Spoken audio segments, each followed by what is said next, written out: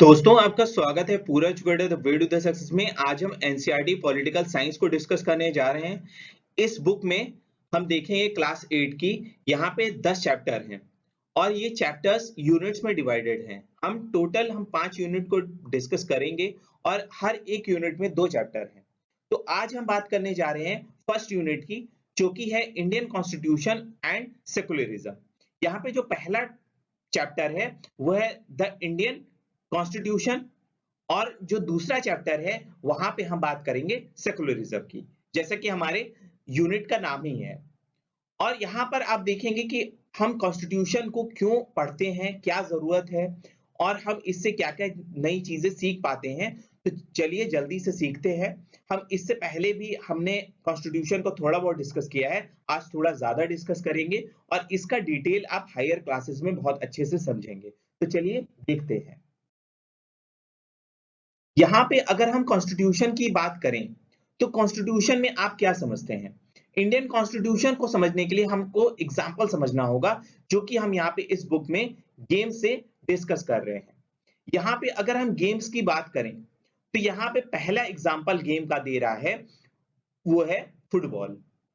Football अगर हम बात करें तो यहाँ पे आप ये समझ सकते हैं कि यहाँ पे 11 प्लेयर होंगे और वो क्या होगा, बॉल को पैर से खेलेंगे और गोल पोस्ट होगा और ये बॉल उनको गोल पोस्ट तक पहुंचाना है।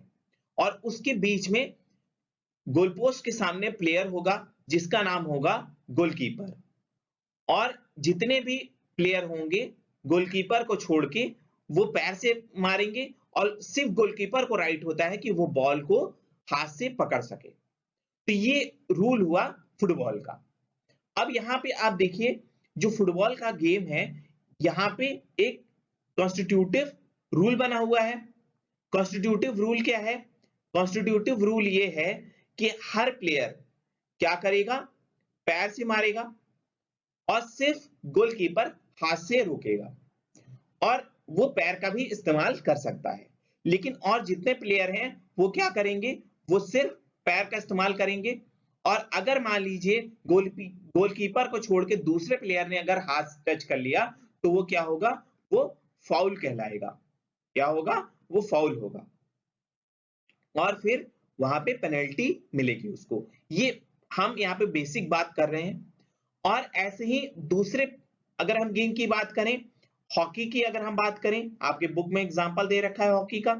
यहाँ पे प्लेयर क्या कर रहा है, प्लेयर स्टिक से खेलेगा, हॉकी स्टिक से बॉल को मारेगा।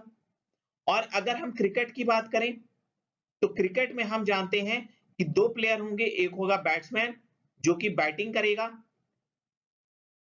और दूसरा प्लेयर होगा जो बॉलिंग करेगा। और बॉल जितने दूर जाएगा उतना रन माना जाएगा, दौड़ के रन लेंगे।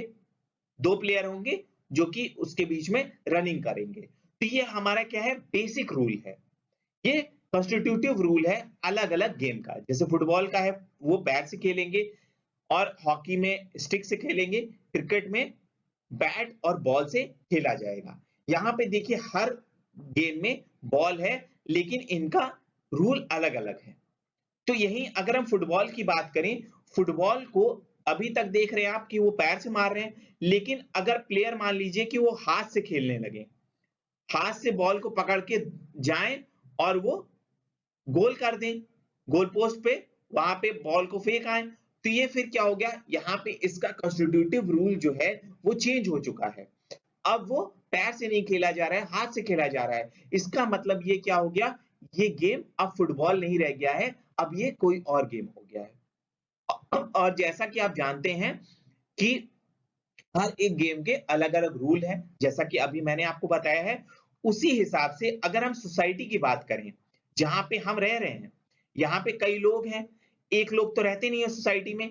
जब हमारे सोसाइटी में बहुत सारे लोग हैं तो वहां पे कुछ कॉन्स्टिट्यूटिव रूल्स भी होना चाहिए। उस सोसाइटी में कैसे लोग रहेंगे और उनको वहां पे कैसे फंक्शन करना होगा। तो ये सारी चीजें हम जो गेम पे एक रूल फॉलो हो रहा है उसी तरीके से हम अपनी सोसाइटी पे भी रूल को लगाते हैं। और जैसे ही वहां की कॉन्स्टिट्यूटिव जो रूल होगा सोसाइटी का अगर वो चेंज हो जाता है तो आप देखेंगे वो सोसाइटी पूरी तरीके से चेंज हो जाएगा। वो फिर सोसाइटी ए से सोसाइटी बी में कन्वर्ट हो जाएगा। ये सोसाइटी क्या होगी, जैसे ही वहां का रूल चेंज होगा वो सोसाइटी बी में चेंज हो जाएगी। ये चीज हम समझ पा रहे हैं। और यही जो रूल्स हैं, जो रिटन डॉक्यूमेंट्स हैं, जो रिटन लिखे हुए हैं, रिटन डॉक्यूमेंट्स है ना, ये जो कॉन्स्टिट्यूटिव रूल्स हैं, तभी तो आदमी उस पे वर्क करेगा। जब रिटन होगा तभी तो वो अच्छे से रूल्स को देख सकता है, जब भी उसको समझ में ना आए। तो यही रूल्स क्या कहलाएंगे, यही कॉन्स्टिट्यूशन कहलाएगा। एक सोसाइटी को रन कराने के लिए इसीलिए क्या है, एक कॉन्स्टिट्यूशन की जरूरत पड़ती है। कॉन्स्टिट्यूशन से क्या होता है, एक आदमी को कैसे काम करना है, या कोई अगर मान लीजिए ऑफिस है या कोई ऑर्गेनाइजेशन है, वो कैसे काम करेगा, ये सारा कॉन्स्टिट्यूशन में दे रखा है। या एक फंडामेंटल राइट क्या होगी, एक सिटीजन है जो किसी कंट्री में रह रहा है, वो किस तरीके से फंक्शन करेगा, वो सारा काम क्या गवर्नमेंट देखेगी। और गवर्नमेंट को भी कौन बताएगा कि गवर्नमेंट काम करे कैसे, ये बताएगा कॉन्स्टिट्यूशन। तो यहाँ पे आपको ये चीज समझ में आ गया है कि कॉन्स्टिट्यूशन कितना जरूरी है। अगर एक छोटी सी एक सोसाइटी है तो वहां पे थोड़े से रूल में काम चल जाएगा। लेकिन जहां पर जैसे कि इंडिया की हम बात कर रहे हैं, तो इंडिया में देखिए, इंडिया बहुत बड़ा है, यहाँ पे रूल हमको बहुत ज्यादा चाहिए, क्योंकि बहुत ज्यादा लोग हैं एक ही जगह पर। तो उनको अगर हम सोसाइटी को बताएं कि लोग कैसे वहां पे रहें, फिर हम ऑफिसेस में बताएं कि लोग कैसे काम करेंगे, गवर्नमेंट में कैसे काम करेंगे, सारी चीजें हमने कॉन्स्टिट्यूशन में दे दी है। उससे हमारी सोसाइटी अच्छे से काम करती है, क्योंकि हम जानते हैं कि सोसाइटी में जो हमारी कम्युनिटी है, कम्युनिटी जो हमारे अलग अलग लोग हैं, वो अलग अलग कास्ट, रिलीजन, सेक्स, रेस से बिलोंग करते हैं, और उनको अगर अच्छे से वर्क कराना है तो कॉन्स्टिट्यूशन होना बहुत जरूरी है। तो उस तरीके से हमारी सोसाइटी बहुत अच्छे से काम करेगी। इसके बारे में हमने प्रीवियस क्लासेस में भी डिस्कस किया है, लेकिन आज हम देखेंगे कि आखिर ये कॉन्स्टिट्यूशन किसने लिखा है, और इसको कैसे बनाया गया है, और आखिर ये कॉन्स्टिट्यूशन हमारे लिए क्यों जरूरी है। ये सारे क्वेश्चंस हम देखेंगे, कैसे इसको लिखा गया, ये सारे जो क्यूरियोसिटी है हमारे अंदर, आज ये क्लियर होगी। यहां पे अगर हम बात करें कि आखिर कॉन्स्टिट्यूशन हमारे लिए क्यों नीडेड है, इसकी नीड क्या हुई, कॉन्स्टिट्यूशन की क्या जरूरत पड़ी, तो आपको ये मैं बता दूं कि कॉन्स्टिट्यूशन अगर होगा तो एक आइडियल सेट होगा, आइडियल होगा, एक रूल्स होगा, पर्टिकुलर रूल्स होंगे, जिसके हिसाब से एक सिटीजन को काम करना होगा। जो उस कंट्री का पर्सन होगा, उसको हम क्या कहेंगे, किसी एक कंट्री का जो आदमी होता है उसको हम क्या कहते हैं, उसको हम सिटीजन कहते हैं। जैसे हम क्या है, हम इंडियन सिटीजन हमारे पास है, सिटीजनशिप है। तो यहाँ पर हमको इंडियन रूल के हिसाब से काम करना पड़ेगा। और वहीं पे अगर मान लीजिए कोई यूएस का है तो उसको यूएस के रूल्स के हिसाब से काम करना पड़ेगा। तो यहाँ पे आपको ये चीज क्लियर हो रही है कि आइडियल सेट किया जाएगा कॉन्स्टिट्यूशन के हिसाब से कि कैसे कोई कंट्री काम करे, और उस कंट्री में कोई एक सिटीजन किस तरीके से वहां पे रहेगा, और वहां के रूल्स को कैसे वो फॉलो करेगा। ये सारे रूल्स रेगुलेशंस इस आइडियल से ही सेट होता है। ये हमारा रूल्स, कॉन्स्टिट्यूटिव रूल्स हमको बताता है कि किसी कंट्री में, यहाँ पे एग्जांपल हम क्या ले रहे हैं, हम इंडिया का ले रहे हैं। तो यहाँ पे आप ये देखेंगे कि यहाँ पे किस हिसाब से एक सिटीजन को काम करना है, या किसी गवर्नमेंट को यहाँ पे किस तरीके से काम करना है, ये सारी चीजें यहाँ पे बताई जाएंगी। और जितने भी लोग हैं, यहाँ पे जो गवर्नमेंट का टाइप होगा, यहाँ पे जो अलग अलग लोग होंगे, वो कई अलग अलग ग्रुप्स के होंगे। तो उनको एक अच्छे से रूल्स रेगुलेशन में रखते हुए उसको वर्क कराने के लिए हमको कॉन्स्टिट्यूशन की जरूरत पड़ती है। तो यहाँ पे क्वेश्चन आपके सामने आ रहा होगा कि क्या कॉन्स्टिट्यूशन एकदम से आ गया, तो ऐसा नहीं था। 1934 में सबसे पहली बार एमएन रॉय ने कॉन्स्टिट्यूशन के बारे में कहा, कॉन्स्टिट्यूएंट असेंबली बनाने के लिए उन्होंने कहा था एमएन रॉय ने। और फिर इंडियन नेशनल कांग्रेस ने इसके बारे में कहा, अपने उन्होंने डिमांड रखा ब्रिटिशर्स के सामने और कॉन्स्टिट्यूएंट असेंबली तैयार हुई।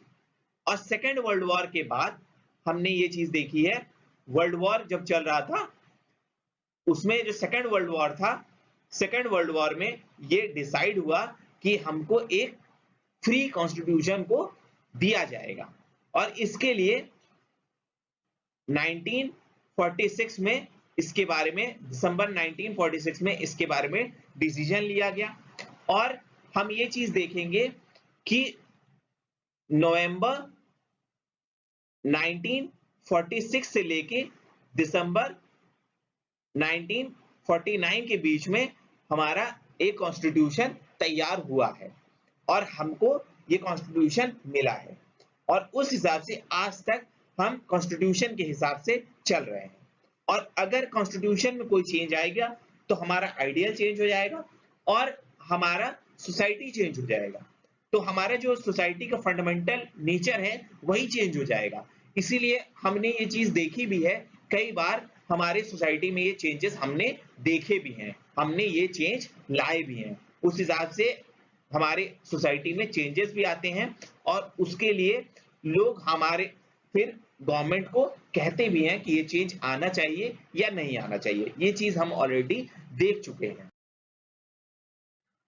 यहां पर अगर हम एग्जाम्पल की बात करें कि इसका बेस्ट एग्जाम्पल क्या हो सकता है, कॉन्स्टिट्यूशन में अगर चेंज आए या हमारा नेचर जो कॉन्स्टिट्यूटिव रूल्स हैं किसी भी कंट्री के, जिसको हम कॉन्स्टिट्यूशन कह रहे हैं, वो आखिर कैसे आया, तो इसका एग्जाम्पल हम ले सकते हैं नेपाल से।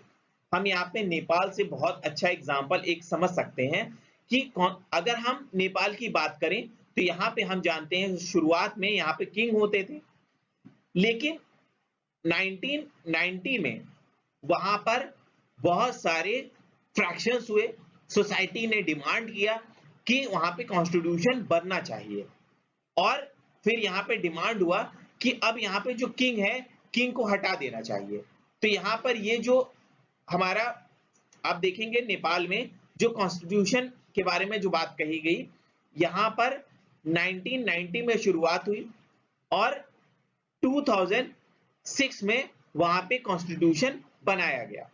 यहां पर आप देखेंगे कॉन्स्टिट्यूशन की तैयारी शुरू हो गई, कॉन्स्टिट्यूशन बन गया, लेकिन अभी भी आप देखेंगे यहां पर क्या था, किंग बहुत पावरफुल था और इसके काउंसिल ऑफ मिनिस्टर्स यहां पे डिसीजन लिया करते थे 2006 तक, हम ये चीज देखते हैं।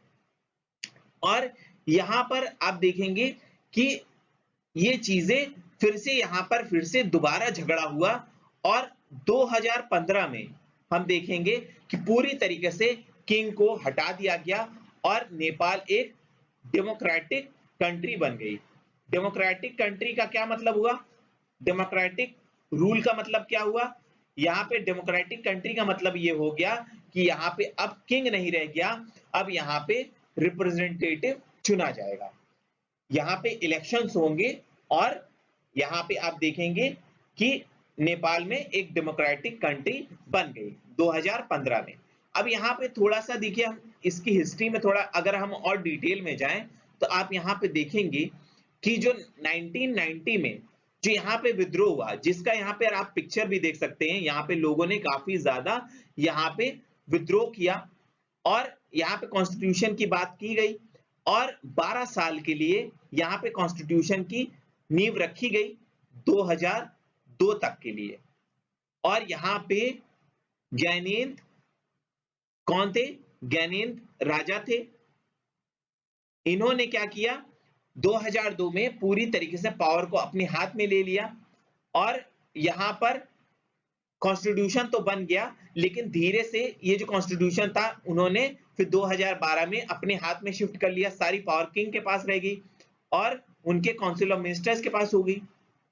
और फिर यहां पर आप देखेंगे कि यहाँ पे आर्मी के हेल्प से ज्ञानेंद्र ने पूरी तरीके से जो यहाँ पे विद्रोह हो रहा था उसको दबा दिया, यहाँ पे आप ये चीज देख पाएंगे। लेकिन यहाँ पे पूरी तरीके से वो सक्सेसफुल नहीं हो पाए और 2006 में जैसा कि हम यहाँ पे देख पा रहे हैं 2006 में फिर से यहाँ पे बहुत ज्यादा पब्लिक रिवोल्ट हुआ और यहाँ पे किंग को हटा दिया गया और यहाँ पे डेमोक्रेटिक कंट्री बन गई। यहाँ पे आप देखेंगे नेपाल क्या हो गया, एक डेमोक्रेटिक कंट्री में बन गया। यहाँ पे आप ये चीज देख पा रहे हैं, पूरे एक सीक्वेंस में मैंने आपको ये चीज बता दी है, यहाँ पे क्लियर कर दिया है कि एक जब कॉन्स्टिट्यूटिव रूल होता है तो उस हिसाब से क्या काम होता है। अब यहाँ पे आप ये चीज भी देखेंगे कि जो हमने यहाँ पे देखा कि 2006 में फिर हटाया गया, फिर पावर को शिफ्ट किया गया, फिर 2015 में पूरी तरीके से एक कॉन्स्टिट्यूशन तैयार हो गया, फाइनली किंग को वहां पे हटा दिया गया, बहुत ज्यादा विग्रस मूवमेंट्स हुए। 15 में हम फिर देखेंगे कि एक फिर क्या डिमांड आया कि 15 में फिर कहे कि एक न्यू कॉन्स्टिट्यूशन की तैयारी होनी चाहिए। जो पुराना कॉन्स्टिट्यूशन था वहां पे राजा बहुत पावरफुल था और 15 में पूरी तरीके से एक नए कॉन्स्टिट्यूशन की तैयारी की गई, क्योंकि अब यहाँ पे क्या था, सोसाइटी को पूरी तरीके से यहाँ पे चेंज करने की बात की जा रही थी। क्योंकि अभी तक क्या था, जो डेमोक्रेटिक फॉर्म था वहां पे किंग ज्यादा पावरफुल था, लेकिन अब धीरे धीरे क्या किया जा रहा है, 2015 में आप देखेंगे कि जो किंग था पूरी तरीके से यहाँ पे इसकी पावर को कम कर दिया जाएगा और पूरी तरीके से जो रिप्रेजेंटेटिव हैं, प्रेसिडेंट हैं, उनको पावर ज्यादा दे दी जाएगी। तो यहां पर आप ये चीज देख पा रहे हैं कि एक कॉन्स्टिट्यूटिव रूल को अगर चेंज कर दिया जाता है तो पूरी सोसाइटी पूरी तरीके से चेंज हो जाती है, और अगर नहीं चेंज किया जाता है तो सोसाइटी वहां पे नए कॉन्स्टिट्यूशन की, नए कॉन्स्टिट्यूटिव रूल की डिमांड करने लगती है, क्योंकि वो उसकी डिमांड होती है। अगर वो नहीं किया जाएगा तो सोसाइटी पहले की तरह ही वर्क करेगा। अगर हम बात करें डेमोक्रेसी की, तो डेमोक्रेसी में आप ये जान लीजिए कि हम अपने रिप्रेजेंटेटिव को चुनते हैं, ये चीज हमको क्लियर है। और यहाँ पे मैं आपको बताऊं कि जितने भी कंट्रीज हैं जिनके पास अपना कॉन्स्टिट्यूशन है, वो क्या है, वो डेमोक्रेटिक हैं, वो अपने रिप्रेजेंटेटिव को चुनते हैं। लेकिन यहाँ पे एक चीज मैं आपको क्लियर कर दूं, लेकिन जरूरी नहीं कि जो भी डेमोक्रेटिक कंट्री है उसका अपना कॉन्स्टिट्यूशन हो। क्लियर है? यहाँ पे आपको ये चीज बताऊं कि कोई भी कंट्री जो कि कॉन्स्टिट्यूशन जिसके पास है वो डेमोक्रेटिक होगी, लेकिन कोई जरूरी नहीं कि सारे डेमोक्रेटिक कंट्री हों जिनके पास कॉन्स्टिट्यूशन है। ये चीज आपको यहाँ पे क्लियर होनी चाहिए।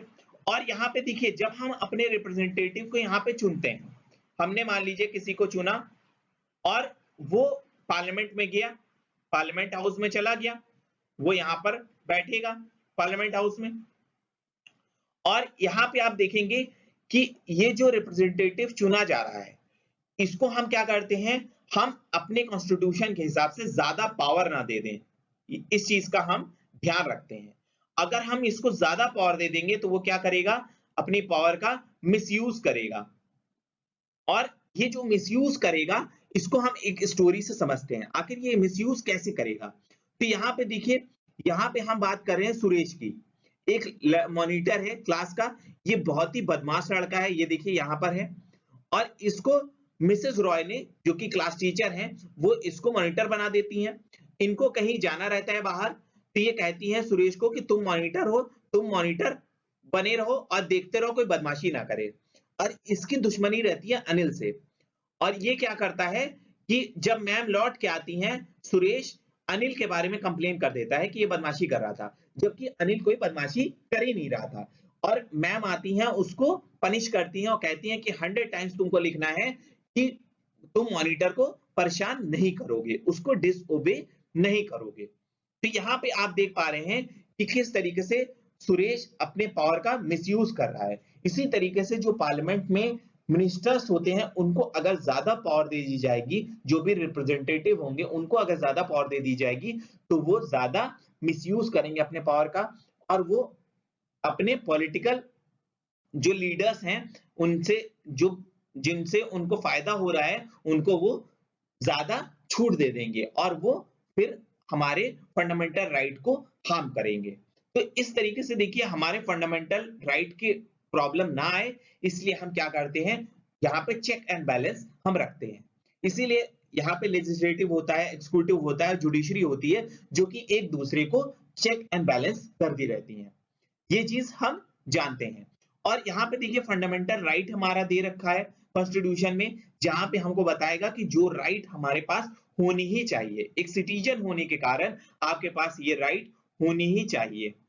और यहाँ पे हमने देखिए प्रीवियस क्लास में जब हम ओम प्रकाश वाल्मीकि जी के बारे में पढ़ रहे थे, जो कि दलित राइटर थे, उनसे कितना काम कराया जा रहा था स्कूल में, उनको जो राइट था वो कॉन्स्टिट्यूशन से मिला हुआ था कि वो सबके बराबर रहें, सारे बच्चे उनके बराबर हों।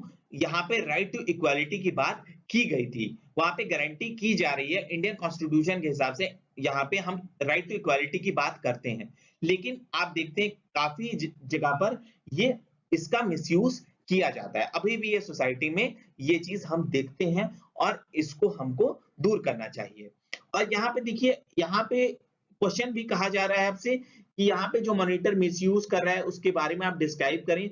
और यहाँ पे देखिए मिनिस्टर्स के बारे में कहा जा रहा है कि अगर मान लीजिए कोई प्रोजेक्ट है, उसको सैंक्शन करना है और वो टेक्निकल रीजन के कारण मिनिस्टर अगर उसको रिजेक्ट कर रहा है, तो यहाँ पे वो अपने पावर को मिसयूज नहीं कर रहा है।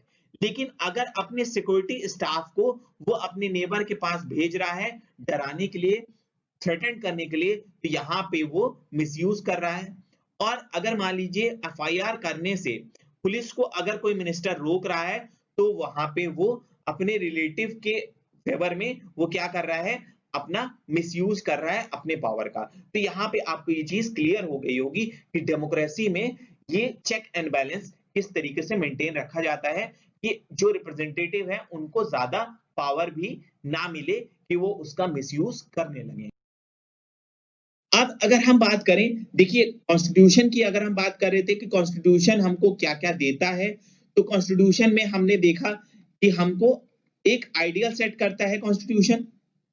ये चीज हम ऑलरेडी अभी डिस्कस कर चुके हैं, आइडियल्स रूल्स एंड रेगुलेशंस होती हैं। और यहाँ पर हम क्या देखते हैं कॉन्स्टिट्यूशन के, उससे हम देखते हैं जो डोमिनेंट जो ग्रुप है, जो एक बड़ा ग्रुप है, जो मेजॉरिटी है सोसाइटी में, वो माइनॉरिटी को ज्यादा परेशान ना करे, वो उनके जो राइट्स हैं उसको सप्रेस करने की कोशिश ना करें। इसकी भी बात हम यहाँ पे देखते हैं। इसको हम देखिए एक स्टोरी से यहाँ समझने की कोशिश करते हैं। एक क्लास है जहां पे मेजॉरिटी में लड़के हैं। ये लड़के यहाँ पर क्या करते हैं, हमेशा वो क्रिकेट खेलना चाहते हैं, और वहां पे लड़कियां कहती हैं कि हम आज बास्केटबॉल खेलना चाहते हैं। लेकिन यहाँ पे लड़के उनको चिढ़ाते हैं और यहाँ पर अल्टीमेटली वो क्रिकेट ही खेलते हैं, क्योंकि वह यहाँ पर मेजॉरिटी में है। और यहाँ पे आप देखेंगे कि जो बॉयज हैं यहाँ पर वो डोमिनेंट ग्रुप में है, वो जो यहाँ पर लेस डोमिनेंट ग्रुप है, जैसे कि यहाँ पे लड़कियां हैं, उनको वो बास्केटबॉल खेलने नहीं देते हैं। यहाँ पे देखिए एक गेम से आपको कितने अच्छे से यहाँ पे समझा दिया है कि कॉन्स्टिट्यूशन में देखिए डोमिनेंट ग्रुप के फेवर में यहाँ पे कॉन्स्टिट्यूशन कोई बात नहीं कहता है। यहाँ पे कहता है कि सबको इक्वल रहना है। एक अनहेल्दी सोसाइटी हमको नहीं बनानी है, एक डेमोक्रेटिक सोसाइटी बनानी है। यहाँ पर डेमोक्रेटिक सोसाइटी में आप क्या देखेंगे, डेमोक्रेटिक सोसाइटी में आप देखेंगे कि सबको इक्वल रखा जाए। यहाँ पे माइनॉरिटी हो चाहे मेजॉरिटी में कोई हो, उनको हम क्या करेंगे, उनको हमेशा हम बराबर देखेंगे, इक्वल के तौर पे हम देखेंगे। यहाँ पे राइट टू इक्वालिटी की बात कॉन्स्टिट्यूशन करता है। यहाँ पे आप ये चीज देखेंगे। यहाँ पे क्या होता है, जो अगर मान लीजिए यहाँ पे आप यहाँ स्टोरी से ये चीज समझने की कोशिश करिए। यहाँ पे क्या किया जा रहा है, ट्रिनिटी की जा रही है मेजॉरिटी ग्रुप के हिसाब से। ट्रिनिटी क्या है, यहाँ पे क्रूअल एक्ट किया जा रहा है, वो उनको डोमिनेट कर रहे हैं। यहाँ पे उनके इंटरेस्ट की बात नहीं की जा रही है, माइनॉरिटी के इंटरेस्ट की बात नहीं की जा रही है। यहाँ पे मेजॉरिटी सिर्फ अपने इंटरेस्ट की बात कर रहा है। यहाँ पे आप ये चीज देख पा रहे हैं। और यहीं पे इसीलिए कॉन्स्टिट्यूशन क्या करता है, माइनॉरिटी के लिए यहाँ पे रूल्स एंड रेगुलेशंस बनाए गए हैं कॉन्स्टिट्यूशन में। और यहाँ पे देखिए जो डोमिनेटिंग कम्युनिटी के जो डोमिनेटिंग एक्ट है, इसको हम दो तरीके से डिस्टिंग्विश करते हैं। जो डोमिनेशन है, अगर हम डोमिनेशन की बात करें तो यहाँ पे सोसाइटी में दो तरीके डोमिनेशन होते हैं। एक होता है इंटर कम्युनिटी, यहाँ पे इंटर कम्युनिटी डोमिनेशन। क्लियर है? Inter community domination. यहाँ पे दो ग्रुप होंगे, अलग अलग दो ग्रुप होंगे। इसको अगर हम रिलीजन से समझें, हिंदू मुस्लिम, तो यहाँ पे माइनॉरिटी ग्रुप है मुस्लिम। अगर इंडिया में हम बात करें तो मुस्लिम्स माइनॉरिटी ग्रुप में है। तो यहाँ पर ये ना हो कि माइनॉरिटी ग्रुप के ऊपर हिंदू बहुत ज्यादा सप्रेस करने लगे। तो ये जो डोमिनेशन है ये कॉन्स्टिट्यूशन मना करता है। और दूसरे टाइप का क्या है, वो है इंट्रा कम्युनिटी डोमिनेशन। क्लियर है? यहां पर इंट्रा में क्या है, एक ही कम्युनिटी में दो तरीके के लोग हैं जो कि एक दूसरे को सप्रेस करने की कोशिश कर रहे हैं। मान लीजिए जनरल ग्रुप है, एक जनरल ग्रुप दूसरे जनरल ग्रुप को सप्रेस करने की कोशिश कर रहा है, जो कि थोड़ा वेल बीइंग है, या SC ST है या OBC है, ये खुद में ही एक दूसरे को सप्रेस करने की कोशिश कर रहे हैं। तो ये हो जाएगा इंट्रा कम्युनिटी डोमिनेशन। यहाँ पे दो हैं, इंटर कम्युनिटी डोमिनेशन और इंट्रा कम्युनिटी डोमिनेशन। तो यहाँ पे समझ गए, यहाँ पे क्या है, ये है अदर, यहाँ पे है अनदर ग्रुप। यहाँ पे मैं अनदर के नाम से लिख दे रहा हूं इंटर, और ये सेम ग्रुप है। क्लियर है ये? तो आप ये चीज इंट्रा की अगर बात करेगा तो आप समझ लीजिए सेम, और इंटर की बात करेगा तो ये हो जाएगा अदर। ये चीज आपको यहाँ पे क्लियर हो गई होगी। यहाँ पे अगर हम बात करें कॉन्स्टिट्यूशन की यूज की, तो हम सबसे पहले यहाँ पे अब जो अगला हम बात करने जा रहे हैं कॉन्स्टिट्यूशन के यूज का, उससे पहले हम थोड़ा सा रिकैप कर लेते हैं कि कॉन्स्टिट्यूशन आखिर किस किस काम आया। तो कॉन्स्टिट्यूशन में देखिए, सबसे पहले हमने कॉन्स्टिट्यूशन से क्या किया है, आइडियल सेट किया है कि किस तरीके से रूल्स एंड रेगुलेशंस होने चाहिए, कॉन्स्टिट्यूटिव रूल्स कैसे बनेंगे। दूसरा हमने नेपाल का केस लिया था, वहां पे हमने देखा कि कंट्री का, किसी भी कंट्री का नेचर कैसा होगा, वहां पे पॉलिटिकल नेचर कैसा होगा। यहाँ पे पॉलिटिकल नेचर हम देख रहे हैं, पॉलिटिकल सिस्टम वहां पे कैसा होगा, इस चीज को हम समझे। कॉन्स्टिट्यूशन हमको ये डिफाइन करता है। तीसरा हमने देखा कि डोमिनेशन नहीं होना चाहिए, वहां पे डोमिनेंट ग्रुप ज्यादा फोकस नहीं करेगा। और यहाँ पे चौथा जो हम अब बात करने जा रहे हैं, यहाँ पे क्या है, चौथा यहाँ पे बात कर रहा है कि हम यहाँ पर लार्जर इंटरेस्ट की बात करेंगे, यहाँ पे हम इंडिविजुअल इंटरेस्ट की बात नहीं करेंगे। तो यहाँ पे जो लार्जर इंटरेस्ट है, इसको हम एक एग्जांपल से समझने की कोशिश करते हैं। यहाँ पे देखिए, जो यहाँ पे स्टोरी है, ये है एक लड़की शबनम की, ये है वो, उसका अगले दिन एग्जाम है, उसके 2 चैप्टर आने वाले हैं, जिसका वो एग्जाम नेक्स्ट डे देने वाली है। यहाँ पर देख रही है कि उसके माँ बाप वहां पे टीवी देख रहे हैं, और वो मना करती है कि मम्मी पापा आप टीवी मत देखिए, अगर आप देखेंगे तो मुझे डिस्टर्ब होगा, या तो मैं भी प्रोग्राम देख लेती हूँ। वो काफी वरीड रहती है, लेकिन वहां पर वो उस समय वो प्रोग्राम नहीं देखती है, और वो अपने मदर फादर को देखने देती है। मदर फादर उसके वो देखते हैं, और नेक्स्ट डे जब वो एग्जाम में बैठती है तो वो देखती है कि वो जो 2 चैप्टर उसने तैयार किया सीरियल ना देखकर, वो काफी हेल्प हो रहा है उसको। तो यहाँ पर देखिए, यहाँ पे क्या हो रहा है, यहाँ पर शबनम ने क्या किया, लार्जर इंटरेस्ट को रोकने की कोशिश की, और वो अपने इंडिविजुअल इंटरेस्ट के बारे में सोच रही थी। वो कह रही थी कि वो खुद ना देखे तो उसके साथ साथ और भी कोई ना देखे। तो यहां पर लेकिन ऐसा नहीं हुआ, और कॉन्स्टिट्यूशन भी यही कहता है। कॉन्स्टिट्यूशन हमेशा फेवर करता है लार्जर इंटरेस्ट को, इंडिविजुअल इंटरेस्ट को वो फेवर नहीं करता है। क्योंकि अगर वो लार्जर इंटरेस्ट को फेवर नहीं करेगा तो डिक्टेटरशिप हो जाएगी, एक इंडिविजुअल के पास बहुत ज्यादा पावर आ जाएगी, और बेसिक स्ट्रक्चर जो है कॉन्स्टिट्यूशन का वो हिल जाएगा। और बेसिक स्ट्रक्चर क्या है, वो चीज अगर हटा दी जाए कॉन्स्टिट्यूशन से तो पूरा कॉन्स्टिट्यूशन ही कोलैप्स कर जाएगा। उसको हम कहते हैं बेसिक स्ट्रक्चर। इसको हम समझेंगे जब हम एम लक्ष्मीकांत को पढ़ेंगे। लेकिन यहां पर देखिए, यहां पर आप ये समझिए कि बेसिक स्ट्रक्चर को यहाँ पे चेंज करने की बात नहीं कह रहा है। अगर अच्छे कॉन्स्टिट्यूशन की बात कहेगा तो वहां पर बेसिक स्ट्रक्चर को हार्म करने की बात नहीं होगी। और यहाँ पे सिटीजन को पूरी फ्रीडम होनी चाहिए कॉन्स्टिट्यूशन के हिसाब से कि वो जो चाहे वो कर सके, लेकिन इतनी भी इंटरेस्ट ना हो, मतलब उसको फ्रीडम इतनी भी ना दे दी जाए कि वो सोसाइटी के लार्जर इंटरेस्ट को ही हार्म करने लगे। तो यहाँ पे एक बैलेंस होना चाहिए हर चीज में। तो यहाँ पर ये देखिए, चार जो यहाँ पे नीड है कॉन्स्टिट्यूशन का, वो हम यहाँ पे डिस्कस कर चुके हैं, काफी डिटेल में हमने डिस्कस किया है। अब हम बात करेंगे कुछ एसेंशियल पार्ट की, जो कॉन्स्टिट्यूशन में जो की एलिमेंट्स हैं उसके बारे में अब हम डिस्कस करेंगे। यहाँ पे देखिए की फीचर की अगर हम बात कर रहे हैं, उससे पहले हम थोड़ा रिकैप कर लेते हैं। यहाँ पर देखिए जो सुरेश का पॉइंट ऑफ व्यू था, यहाँ पे सबसे पहले देखिए नेपाल का पॉइंट ऑफ व्यू क्या था। यहाँ पे नेपाल के बारे में कहा जा रहा है, तो नेपाल के बारे में यहाँ कहा जा रहा है कि जो आइडियल है, जो रूल्स एंड रेगुलेशंस हैं, उसको टाइम टू टाइम चेंज करना पड़ेगा। अगर किंग का रूल है और अगर उसको डेमोक्रेटिक बनाना है तो उसको चेंज करना होगा। तो यहाँ पे ये कॉन्स्टिट्यूटिव जो रूल होगा वो आइडियल के हिसाब से सेट होगा। सुरेश के केस में क्या होगा? सुरेश के केस में यहाँ पे मिसयूज हो रहा है। यहाँ पर हम देख रहे हैं कॉन्स्टिट्यूशन के हिसाब से हम मिसयूज करने नहीं देते हैं, लेकिन अगर कॉन्स्टिट्यूशन ना हो तो क्या होगा? इंडिविजुअल जो होगा, जैसे सुरेश मिसयूज करता है, अनिल को पनिश करवाता है, वैसे ही होने लगेगा। और अब यहाँ पे देखिए जो गेम की बात थी, यहाँ पे माइनॉरिटी और मेजॉरिटी की बात थी, तो यहाँ पे क्या है? यहाँ पे डोमिनेशन की बात है। डोमिनेंट ग्रुप यहाँ पे ज्यादा फोकस कर रहा है, ज्यादा यहाँ पे रूल करने की कोशिश कर रहा है। अगर कॉन्स्टिट्यूशन नहीं होगा तो ये सब प्रॉब्लम आएगी।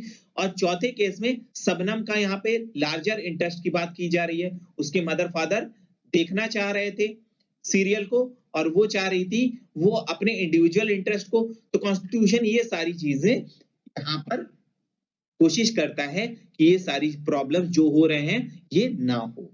तो यहाँ पर अब हम देखिए बात करने जा रहे हैं इंडियन कॉन्स्टिट्यूशन के कुछ की एलिमेंट्स की, की फीचर्स की।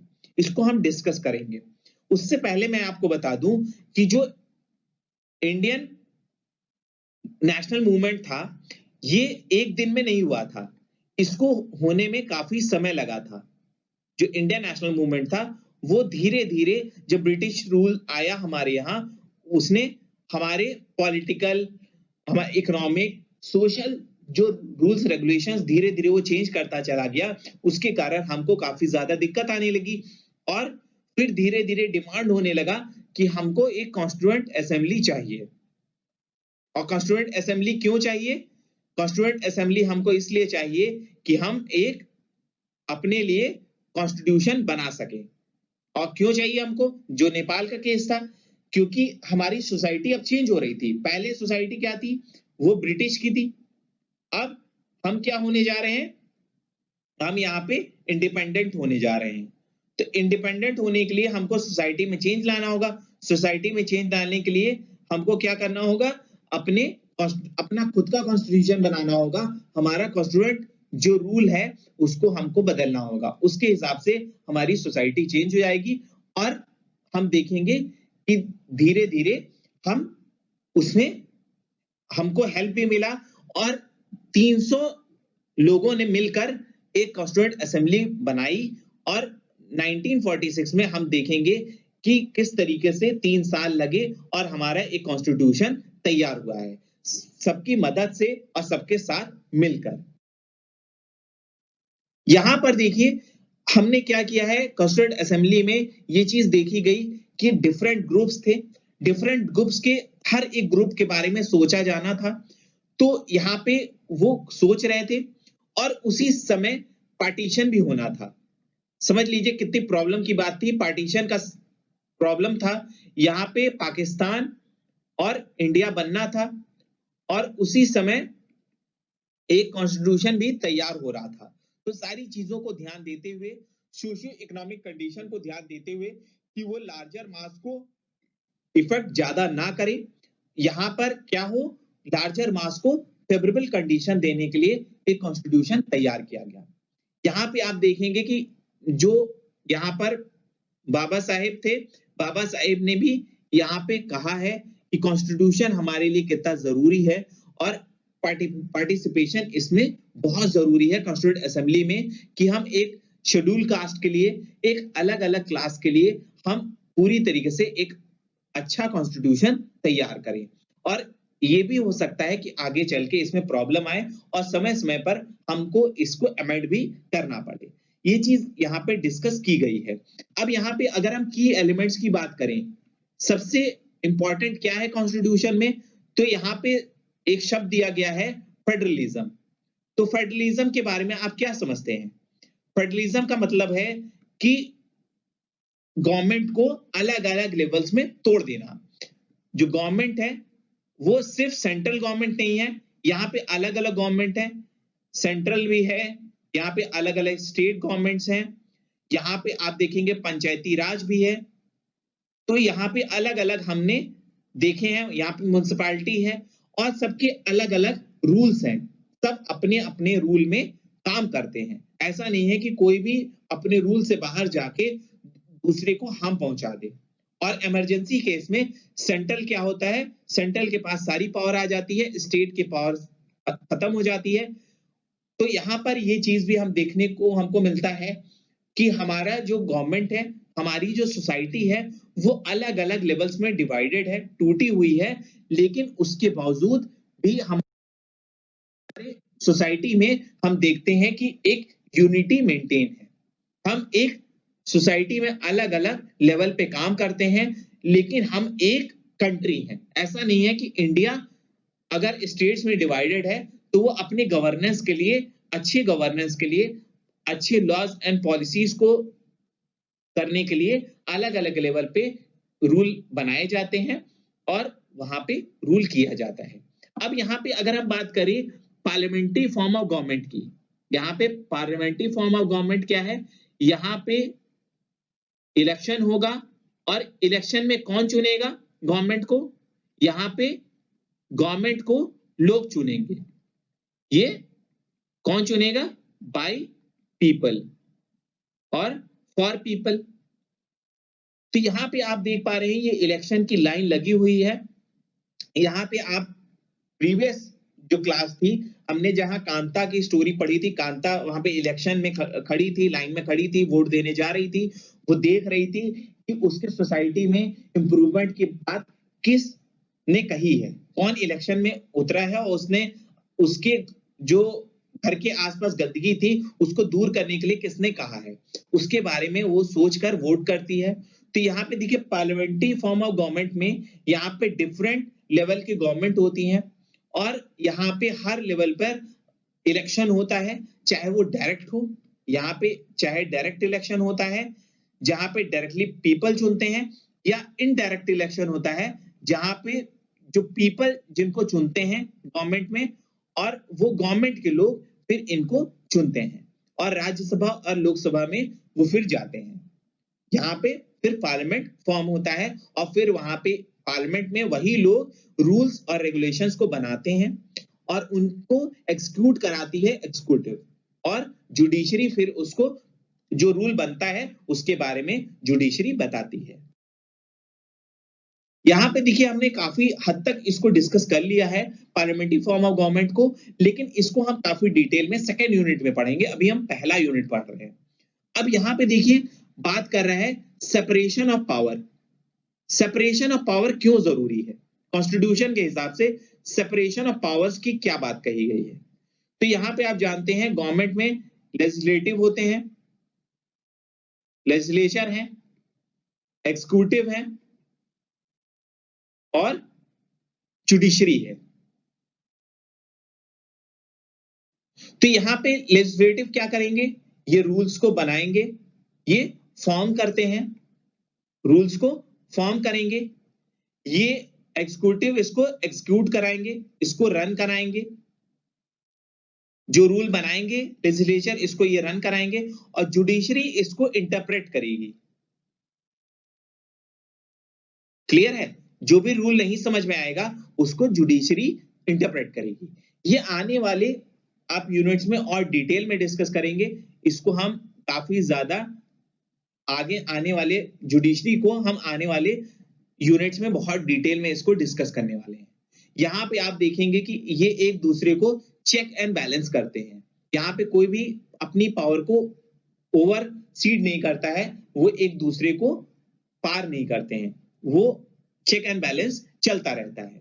यहाँ पे देखिए एक चीज और मैं बता दूं, यहाँ पे जो स्टेट की बात कही जा रही है, यहाँ पे इस चैप्टर में हम जो स्टेट कह रहे हैं, ये सिर्फ हम यहाँ पे स्टेट गवर्नमेंट के बारे में डिस्कस नहीं कर रहे हैं। हम यहाँ पे स्टेट गवर्नमेंट को आप यहाँ पे इसको आप कंफ्यूज नहीं होंगे स्टेट से।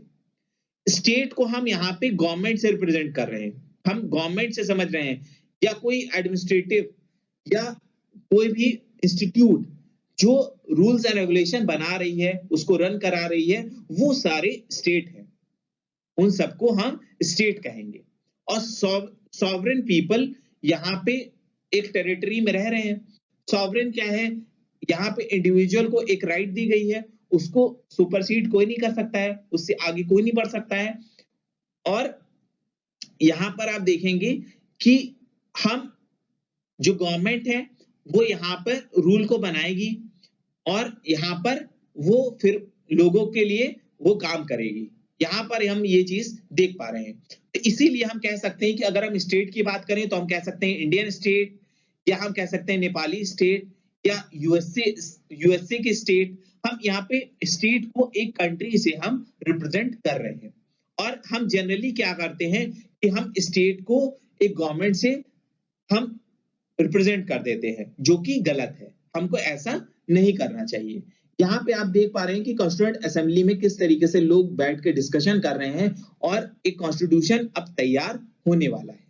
अब यहाँ पे आप देखिए, यहाँ पे क्वेश्चन पूछा जा रहा है कि आपको अंतर बताना है कि एक स्टेट क्या है और एक गवर्नमेंट क्या है। आप आसानी से बता सकते हैं, जो भी रूल्स रेगुलेशंस जो भी बना रहा है वो क्या है, स्टेट है। चाहे वो सेंट्रल गवर्नमेंट हो, चाहे वो स्टेट गवर्नमेंट हो, पंचायती राज हो, म्युनिसिपैलिटी हो, या कोई भी प्राइवेट इंस्टीट्यूट है जो कि लोगों के लिए काम कर रही है, वो स्टेट है।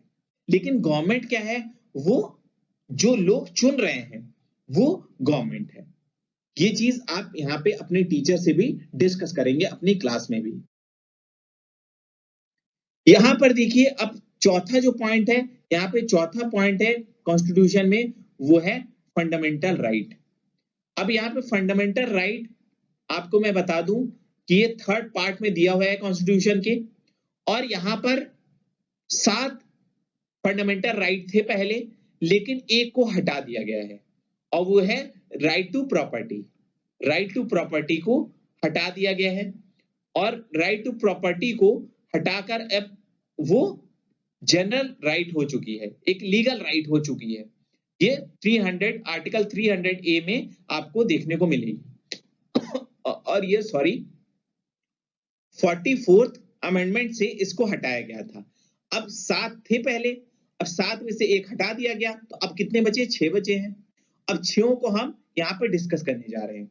अब यहाँ पे देखिए, सबसे पहली बात, यहाँ पे राइट टू इक्वालिटी की बात की जा रही है। यहाँ पे राइट टू इक्वालिटी की अगर हम बात कर रहे हैं तो इक्वालिटी का मतलब है बराबर।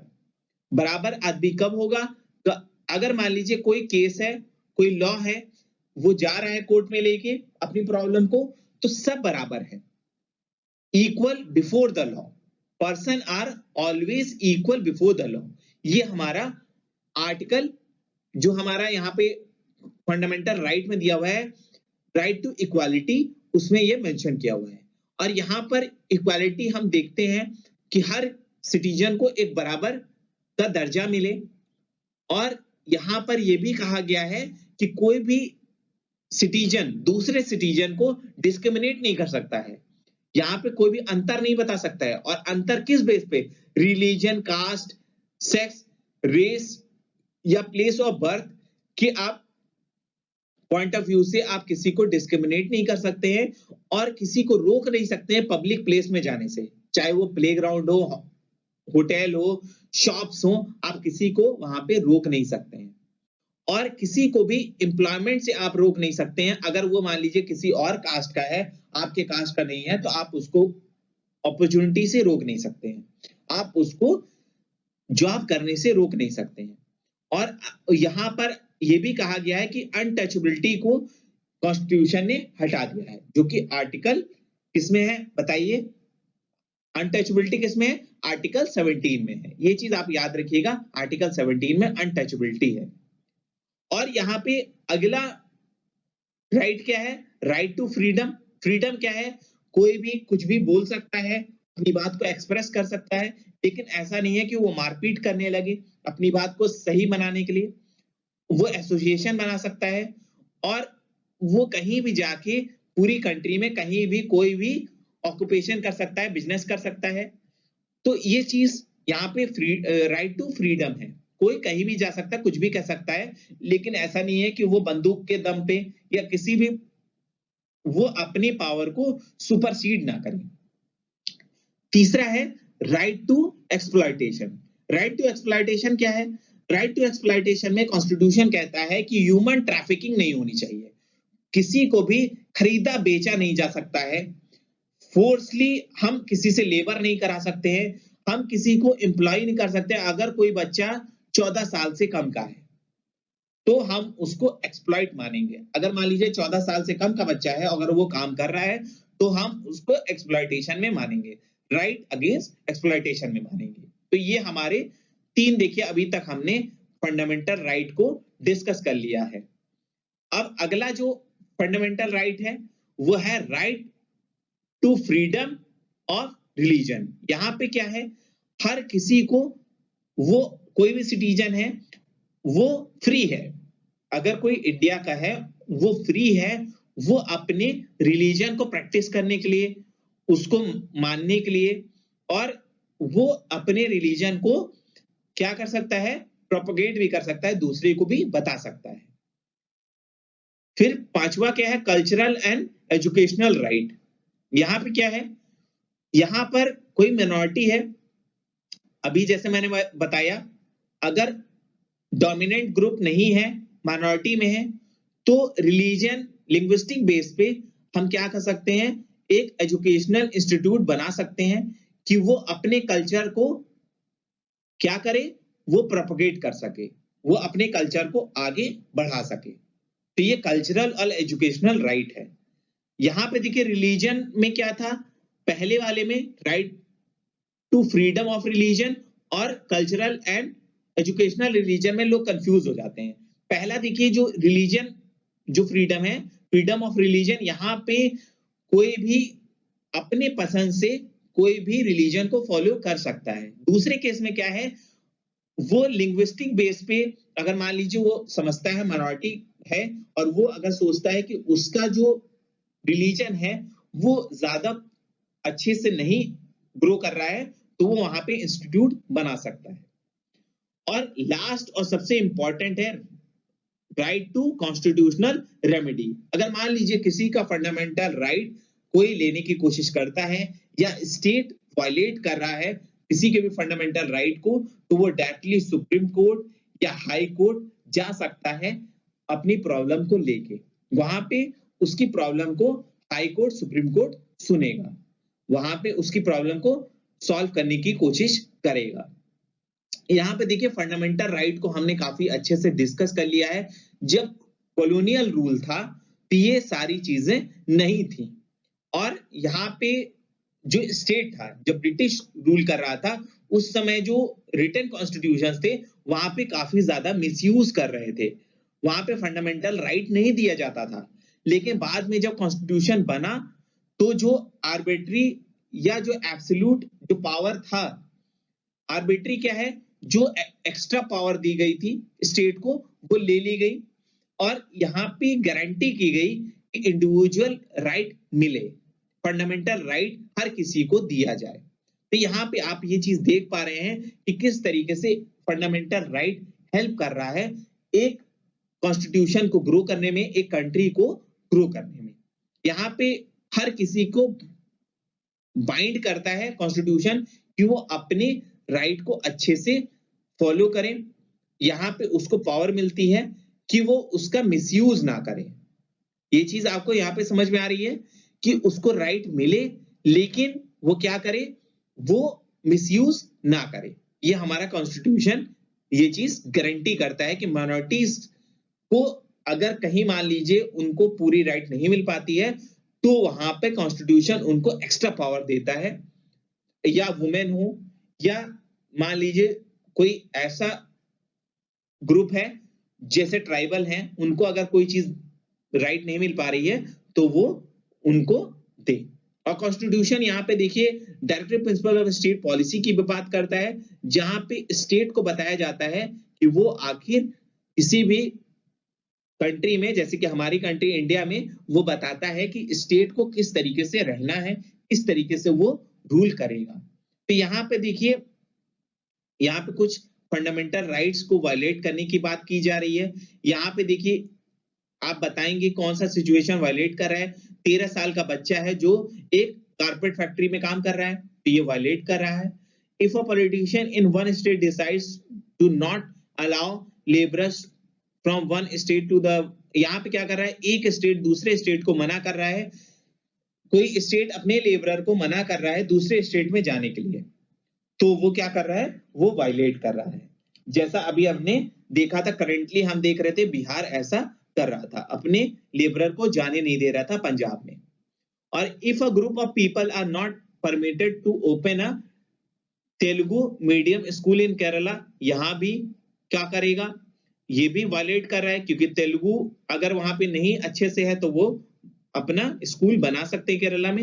If a government decide not to promote an officer of a armed force for being a women, यहाँ पे देखिए गवर्नमेंट क्या कर रही है, एक वुमेन को आर्म फोर्स में जाने से रोक रही है, जो कि अब हो गया है। ये सारे वायलेशन है फंडामेंटल राइट के।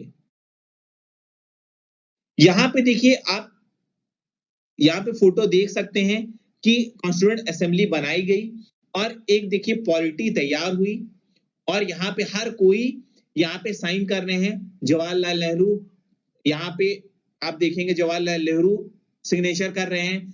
फिर यहाँ पर सरदार वल्लभ भाई पटेल जो कि डिप्टी प्राइम मिनिस्टर थे उस समय, या जगजीवन राम जो कि लेबर मिनिस्टर थे, यहाँ पे हर कोई यहाँ पे साइन कर रहा है कि यहाँ पर अब कॉन्स्टिट्यूशन तैयार हो रहा है। यहाँ पे देखिए पार्लियामेंट में राजेंद्र प्रसाद, यहाँ पे प्राइम मिनिस्टर, हर कोई साइन कर रहा है कि कॉन्स्टिट्यूशन अब कॉन्स्टिट्यूएंट असेंबली से अब बाहर आएगा और वो अच्छे से फॉलो होगा। अब यहाँ पे आप ये भी देख सकते हैं कि जैसे हमने फुटबॉल में बात की थी कि जब रूल चेंज होता है तो वो गेम ही चेंज हो जाता है, ऐसे ही सोसाइटी में भी जब रूल चेंज होगा, कॉन्स्टिट्यूशन को बदला जाएगा, तो वो एक सोसाइटी से दूसरे सोसाइटी में बदल जाएगा। जिसका एग्जांपल, बेस्ट एग्जांपल हमने नेपाल में देखा था, जहां पे पहले क्या था, किंग था, और बाद में वो डेमोक्रेटिक कंट्री में बदल गया। और फिर से हम देखें कि वो डेमोक्रेटिक कंट्री फिर वहां पे किंग का फॉर्म ले ली 2006 में, लेकिन फिर 2015 में फिर वो डेमोक्रेटिक कंट्री में बदल गया था। और कभी मान लीजिए अगर दलित को राइट नहीं मिलती है तो उस केस में भी ये रूल्स एंड रेगुलेशन बदले जाते हैं। तो यहाँ पे कॉन्स्टिट्यूशन क्या कर रहा है, कॉन्स्टिट्यूशन यहाँ पे फंडामेंटल ड्यूटी भी बता रहा है, लोगों के लिए भी बता रहा है कि क्या काम करना चाहिए। जैसे फंडामेंटल राइट है, स्टेट हमको राइट देती है और हमारी भी कुछ राइट होती है, कुछ ड्यूटी होती है जो कि हमको अपनी कंट्री के लिए करना चाहिए। ये हमारा मेंशन किया गया है, ये आर्टिकल 51A में कहा गया है। हम इसको डिटेल में डिस्कस करेंगे हायर क्लासेस में। यहाँ पे सिर्फ जान लीजिए कि जो फंडामेंटल ड्यूटी है वो कितनी है, 11 है। तो ये चीज हम यहाँ पे काफी क्लियरली देख चुके हैं कि किस तरीके से एक कॉन्स्टिट्यूशन एक हेल्प करता है एक कंट्री को बनाने में। अब यहाँ पे देखिए अगला जो हमारा कॉन्स्टिट्यूशन क्या कह रहा है, यहाँ पे कह रहा है सेकुलरिज्म। सेकुलरिज्म की अगर हम बात करें तो सेकुलरिज्म के बारे में क्या कह रहा है कॉन्स्टिट्यूशन में, यहाँ पे ये आखिरी है, ये 5वां है। अब यहाँ पे कह रहा है कि कोई भी स्टेट किसी एक रिलीजन को फॉलो नहीं करेगा, हर रिलीजन उसके लिए बराबर होना चाहिए। क्योंकि अब थोड़ा सा इस समय डिस्टर्ब हो रहा है बीजेपी, हम ये चीज देख रहे हैं कि यहाँ पे हिंदुत्व का ज्यादा हम फोकस देख पा रहे हैं, लेकिन हम उस इशू में नहीं जाएंगे। यहाँ पे हमको सिंपली ये देखना है कि जो सेकुलरिज्म है, यहाँ पे स्टेट को, चाहे वो सेंट्रल गवर्नमेंट हो चाहे वो स्टेट गवर्नमेंट हो, कोई भी स्टेट है, वो रिलीजन के बेस पे वो सबके लिए क्या होगा, ऑफिशियल कोई रिलीजन नहीं होगा कंट्री का, वो हमेशा स्टेट सबको बराबर से प्रमोट करेगी। यहां पे देखिए एक्सरसाइज की अगर हम बात करें, हम यहाँ पे आसानी से लिख सकते हैं कि क्या नीड है, किसी भी कंट्री में कॉन्स्टिट्यूशन की क्यों नीड होती है। तो हमने यहाँ पे 4-5 पॉइंट्स बताए हैं। यहाँ पे आइडियल के लिए, फिर दूसरा हम यहाँ पे देख रहे थे कि nature of the country, country का नेचर कैसा होगा, डोमिनेंट ग्रुप ज्यादा वहां पे एक्टिव ना हो इसलिए। फिर लास्टली हमने देखा कि हमारा लार्जर इंटरेस्ट हम यहाँ पे देखेंगे, लार्जर इंटरेस्ट की बात हमने कही है कॉन्स्टिट्यूशन में। तो ये सारी चीजें यहाँ पे पहला आंसर हमको मिल गया यहाँ से। अब यहाँ पे देखिए ये जो हमारा डॉक्यूमेंट है, यहाँ पे कह रहा है कि नेपाल में, देखिए पहले क्या था 1990 में, यहाँ पे पार्ट 7 में एग्जीक्यूटिव था। वो जो एग्जीक्यूटिव था वो पूरा किंगडम के हाथ में था, वहां पे किंग के हाथ में था और काउंसिल ऑफ मिनिस्टर के हाथ में था। लेकिन 2015 में पार्ट 7 में ये फेडरल एग्जीक्यूटिव आ गया, यहाँ पे किंग हट गया और जो पावर थी वो अब रिप्रेजेंटेटिव के हाथ में आ गई, एग्जीक्यूटिव पावर हो गई। और यहाँ पर कॉन्स्टिट्यूशन लॉ बना सकता था काउंसिल ऑफ मिनिस्टर की हेल्प से। तो यहाँ पे आप आसानी से दोनों को अंतर बता सकते हैं, आप अपने वर्ड में ये लिख सकते हैं।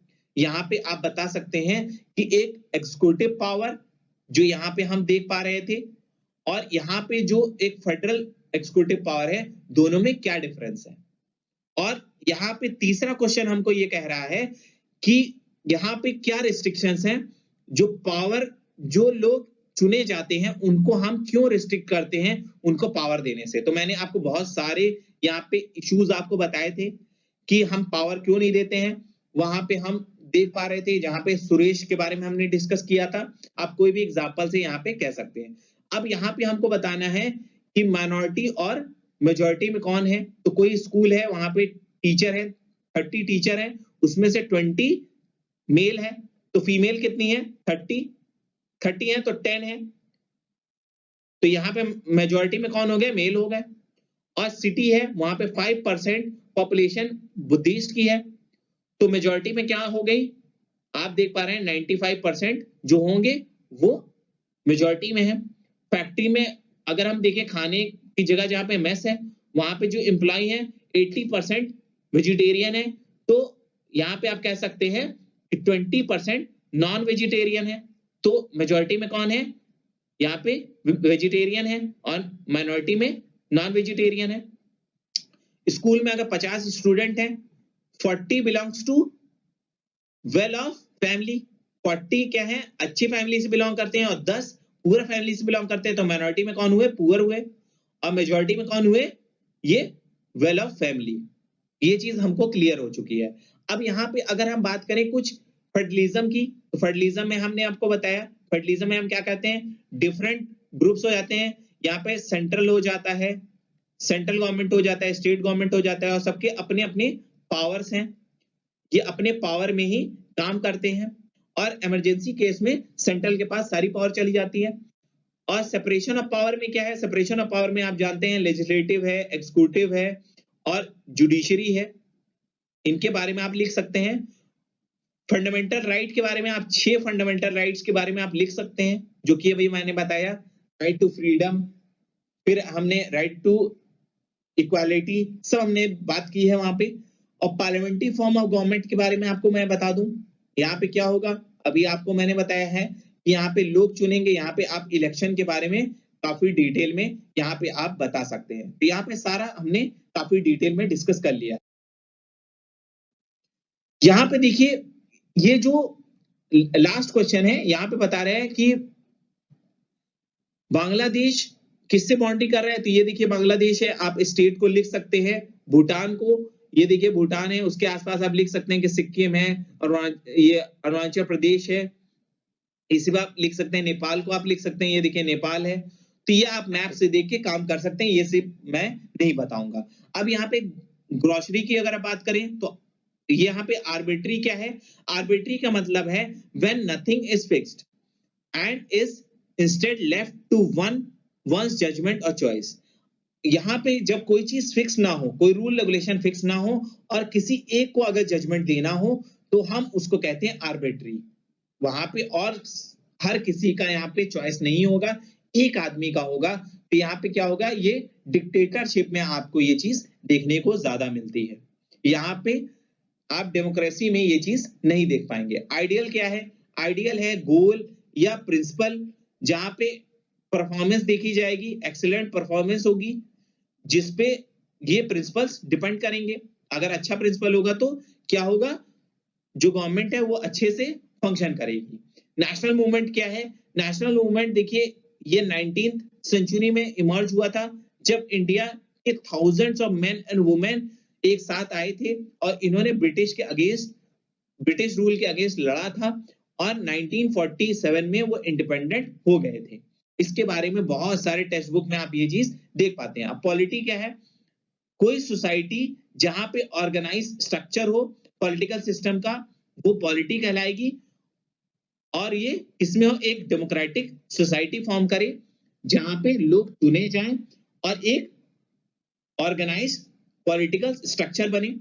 सॉवरेन क्या है? सॉवरेन अगर हम इस चैप्टर के हिसाब से देखें तो ये इंडिपेंडेंट पीपल के बारे में कहा गया है कि कोई भी आदमी इंडिपेंडेंट है कोई भी एक्शन लेने के लिए। लेकिन अगर हम कंट्री की बात करें, सॉवरेन कंट्री की बात करें, तो एक कंट्री सॉवरेन होती है तब जब कोई दूसरी कंट्री उसके काम में दखल ना दे, वो पूरी तरीके से इंडिपेंडेंट हो। जैसे कि इंडिया है, वो इंडिपेंडेंट है, वो अपने रूल्स रेगुलेशंस बनाने के लिए और किसी भी टेरिटरी को अक्वायर करने के लिए किसी भी टाइम में, ये क्या हो गया? सॉवरेन हो गया। और ह्यूमन ट्रैफिकिंग क्या है? ह्यूमन ट्रैफिकिंग आप इलीगली किसी को भी बेच नहीं सकते हैं, किसी कमोडिटी को या किसी भी नेशनल बाउंड्री पर आप किसी को बेच नहीं सकते हैं, चाहे वो ह्यूमन हो चाहे वो कोई भी चीज। पर्टिकुलरली यहाँ पे वुमेन और चिल्ड्रन के बारे में कहा जा रहा है, लेकिन यहाँ पे ट्रेड के भी हम यहाँ पे कह सकते हैं। ह्यूमन ट्रैफिकिंग की अगर हम बात कर रहे हैं तो यहाँ पे ह्यूमन रिलेटेड होगा, और ट्रैफिकिंग अगर होगा तो ट्रैफिकिंग में भी हम ह्यूमन को ही कंसीडर करते हैं। यहाँ पे आप यहाँ पे अंतर समझ लिए, ट्रैफिकिंग अगर आ गई तो यहाँ पे ह्यूमन ट्रैफिकिंग ही होगी। और ट्रेनरी क्या है? ट्रेनरी क्या है? यहाँ पे क्रूएल और अनजस्ट यूज ऑफ पावर, जब कोई एक इंसान डिक्टेटरशिप में पूरी अथॉरिटी ले ले अपने पास क्रुएल्टी से या अनजस्ट होके, तो वो क्या होगी? वो ट्रेनिटी कहलाएगी। यहाँ पे हमने नेपाल के केस में देखा था जहां पे किंग एक ट्रेनिटी रूल फॉलो कर रहा था। यहां पर देखिए हमने ये चैप्टर कंप्लीट कर लिया है। Thank you friends. अगर आपको ये हमारा प्रयास पसंद आया हो तो तुरंत सब्सक्राइब करें हमारे चैनल पूरा educator the way to the success को, और इसको ज्यादा से ज्यादा शेयर किया करिए। आप शेयर बहुत कम करते हैं, और साथ ही साथ आप लाइक का बटन भी दबाया करिए, कमेंट किया करिए अगर आप ऐसे लेक्चर्स चाहते हैं, और प्लीज सब्सक्राइब का बटन तुरंत दबा दीजिएगा अगर आपको ये पसंद आया है, और थोड़ा सा भी आपको ये समझ में आया हो तो तुरंत सब्सक्राइब करें, लाइक बटन दबाएं। Thank you friends, will meet you very soon with a new video.